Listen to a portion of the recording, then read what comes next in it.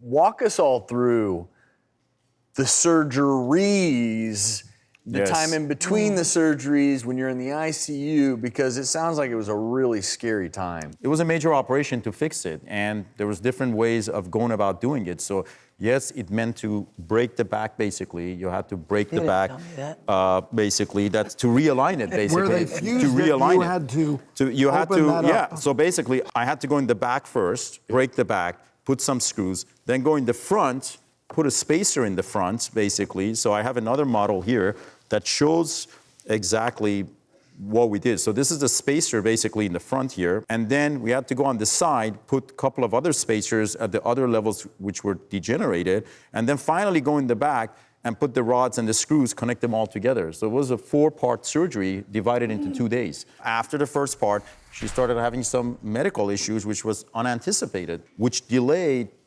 the second surgery by a few days. What was that like for you when you were sitting there in the ICU? And It was really bad, but I really wanted to say, for the benefit of anyone who may have to go through something similar to this, a lot of the problem was my fault, because I was told that I should not eat for 3 days before the surgery.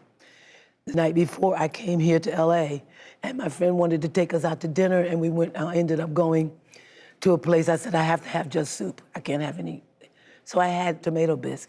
I'm thinking it's tomatoes. What's the big deal? You know, I'm not eating, just drinking soup. I didn't know it was made with cream. Dairy is inflammatory. I had pain that I have never experienced in my life. I thought I was going to die. And then in between, she's telling me my legs are getting painful. I can't move my leg.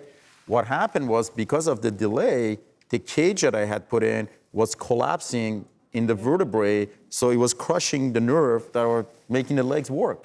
So she was losing function, but at the same time, like, oh my God, I can't get her back to surgery. She wasn't healthy enough at that point in time to go back into the OR. No. So you're just sitting there. I'm like dying. Like literally, I was like, God, this is like the worst thing that could have happened. Like it's happening. I'm like praying. Like really, I think I aged like 15 years. It was like so stressful to get that done. And finally, we were able to get it. And sure, I saw the bone like crushing on the nerve. Had to free up the nerve, basically. And we finished the rest of the surgery. And then, you know, went to rehab. And thank God, the nerves came back and she started getting her leg function back and started walking again. Is there a before and after of her spine that we can look at? There is.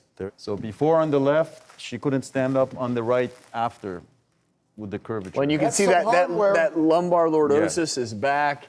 And so as you sit here today, what's the future look like? Bright, beautiful. I have a new gospel album called Testimony, and it truly is my testimony of how God's love, mercy, and grace have carried me through so many, many difficult times and situations. And people have been telling me, I'm very pleased to hear from people who have bought the album, that it is not only good music, but it is uplifting, encouraging, and empowering them to make it through difficult times in their lives. And that is my purpose for this album. So I'm really, really pleased. And you will all get a copy. From your spine to your vocal cords, are you giving your voice enough rest? This isn't because of not rest. This is because my very best friend came to pick me from the airport. I was in the car with her for about 45 minutes in the close. She's a teacher with little kids, you know, they're always sick.